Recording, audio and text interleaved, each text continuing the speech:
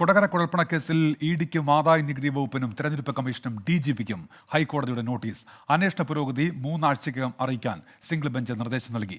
അന്തിമ റിപ്പോർട്ട് നൽകാൻ ഇഡിക്കും ആദായ നികുതി വകുപ്പിനും നിർദ്ദേശം നൽകണമെന്ന ഹർജിയിലാണ് ഇപ്പോഴത്തെ നടപടി. വിവരങ്ങളുമായി ശ്രീകാന്ത് ഇപ്പോൾ ചേരുന്നുണ്ട്. ശ്രീകാന്ത്, ഹൈക്കോടതി ഇടപെട്ടിരിക്കുന്നു, എന്തൊക്കെയാണ് വിവരങ്ങൾ? ശ്രീകാന്ത്.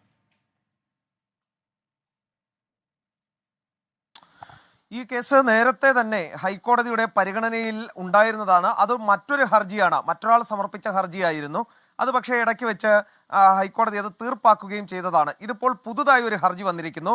അതായത് സന്തോഷ് എന്നയാളാണ് ഹർജി നൽകിയത്. ഇരിങ്ങാലക്കുടക്കാരനാണ് ഇയാൾ.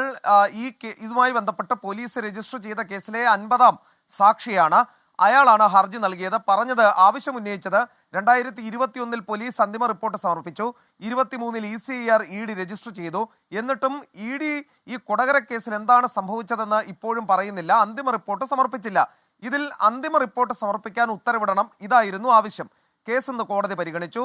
തെരഞ്ഞെടുപ്പ് കമ്മീഷൻ, ED, ആദായ നികുതി വകുപ്പ്, ഒപ്പം സംസ്ഥാന പോലീസ് മേധാവി ഇത്രയും എതിർകക്ഷികൾക്ക് ഇന്ന് നോട്ടീസ് അയച്ചു.